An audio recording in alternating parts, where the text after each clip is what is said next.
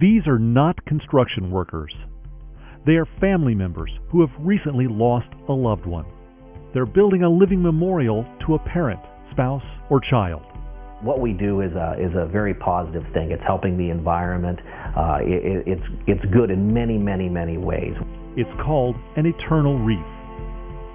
We talked about it and decided, why not really give back to the ocean in a really wonderful way that will generate new life, as opposed to just scattering ashes.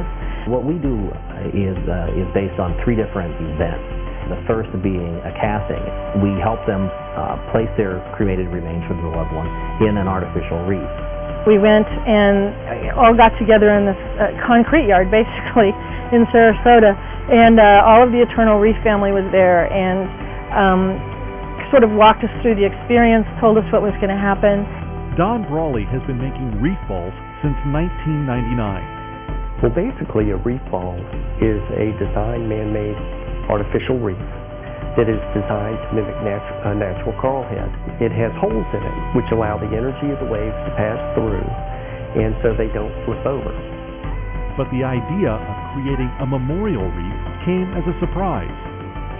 My father-in-law came over for dinner one night, and he said, Don, I got a favor to ask you.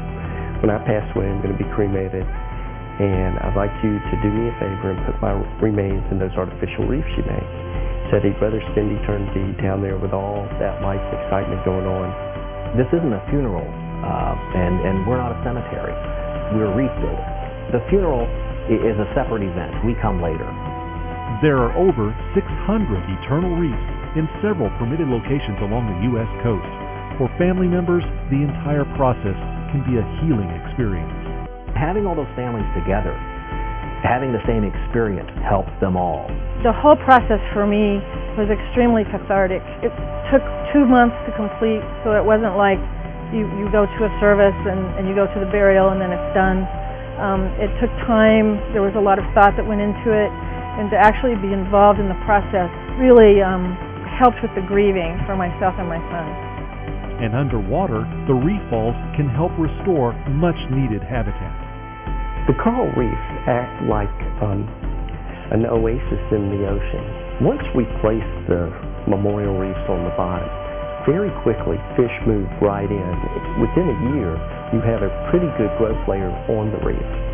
And within just a few years, essentially you have a living overcoat around the memorial reef. Exactly 1 year after his reef was placed, we went back out and dove on it. The whole area is completely grown up with sea life and all sorts of little critters growing on the reefs and lots of fish growing around there. It really is sustaining life in the ocean. And my husband would be thrilled. He'd be thrilled to know that he had done that, contributed in that way. At a time of pain and sorrow, these families are using their loss to do something positive. They're making sure that life really does go on. For Forecast Earth, I'm meteorologist Brent Bass.